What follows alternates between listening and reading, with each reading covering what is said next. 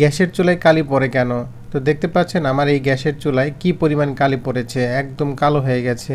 তো আপনাদের চুলায় যদি এই ধরনের কালি পড়ে তাহলে সহজ সমাধান হচ্ছে দুইটা।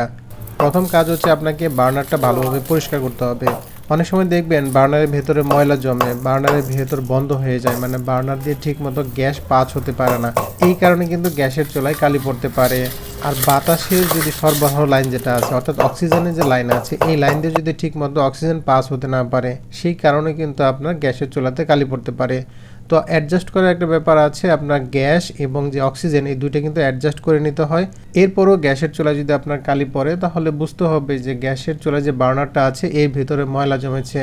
যেমন ভাতের মার অথবা দীর্ঘদিন রান্নাবান্না করলে আপনার গ্যাসের যে বার্নারটা আছে, বার্নারের যে ছিদ্র আছে, এই ছিদ্রে যে লাইনটা আছে এটা বন্ধ হয়ে যায়, মানে বন্ধ হয় না ঠিক, কিন্তু অনেকটা এখানে কিন্তু আটকে যায়। তখন বাতাস এবং যে গ্যাসের লাইন ঠিকমতো পাস হতে পারে না, সেই সময় গ্যাসের চুলাতে কিন্তু কালি পড়ে। তো এইরকম যদি হয় তাহলে গ্যাসের বার্নারটা ভালোভাবে পরিষ্কার করতে হবে। তো আমি গ্যাসের চুলার যে বার্নার ভালোভাবে পরিষ্কার করেছি, আমি ভীম দিয়ে পরিষ্কার করেছি, তারপরে ইনু আছে যে ইনু দিয়ে পরিষ্কার করেছি, মানে আমি বিভিন্নভাবে এই বার্নারটা ভালোভাবে পরিষ্কার করেছি।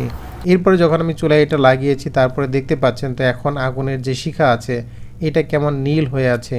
আগুনের শিখা যদি নীল হয় তাহলে বুঝতে হবে যে গ্যাস ভালোভাবে জ্বলতেছে। আর যদি শিখা হলুদ বা কমলা কালার হয় তাহলে বুঝতে হবে যে গ্যাসের চুলাতে কালি পড়বে এবং এখানে গ্যাস ঠিক মতো জ্বলছে না।